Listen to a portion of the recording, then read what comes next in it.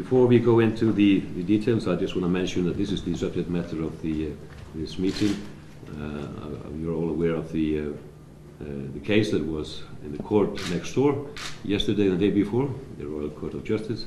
I will ask you to refrain from questions with regard to that matter, but I think it's the strongest financial institutions in the world, which in my belief are unprecedented and almost reminds you of...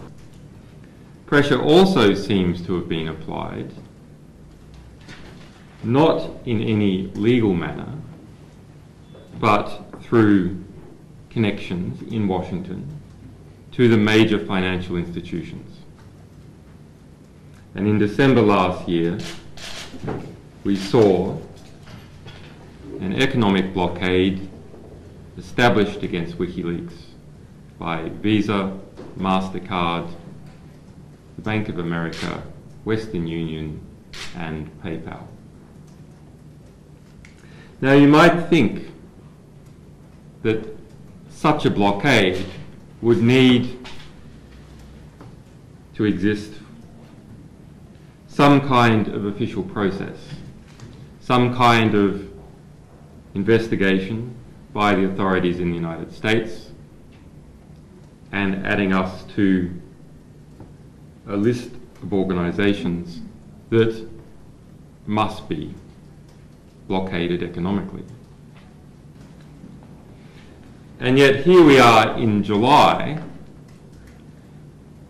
with an active economic embargo still occurring against this organisation by US financial companies and their licensees without any reasonable explanation.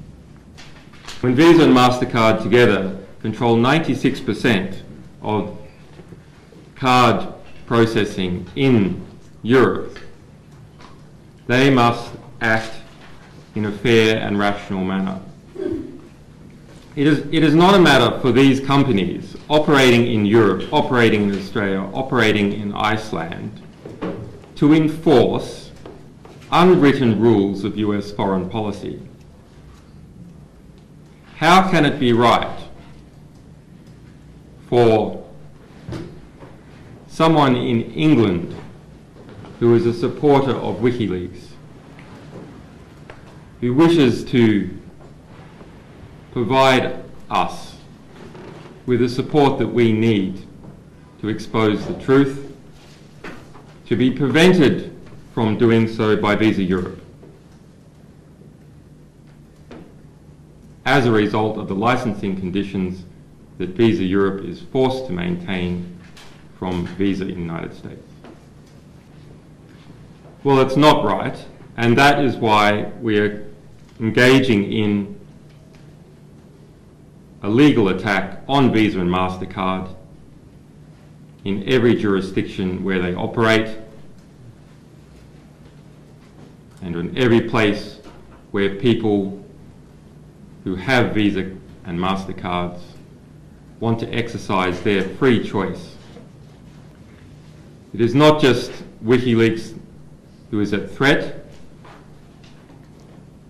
All activist organisations are at threat.